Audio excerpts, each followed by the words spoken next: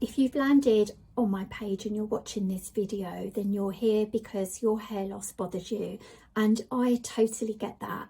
Back in 2020, I lost up to 50% of my hair and I was devastated.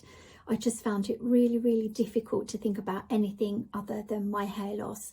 Fortunately, my hair has now grown back, but I have been offering scalp micropigmentation since 2017, and I've been able to help many men and women regain their confidence, their self-esteem, and feel so much better about themselves.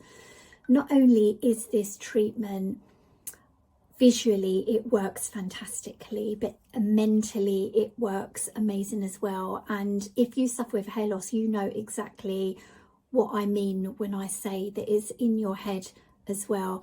And it's like magic. This treatment, once you start it, it just takes that out of your head and you just don't have to worry about it anymore.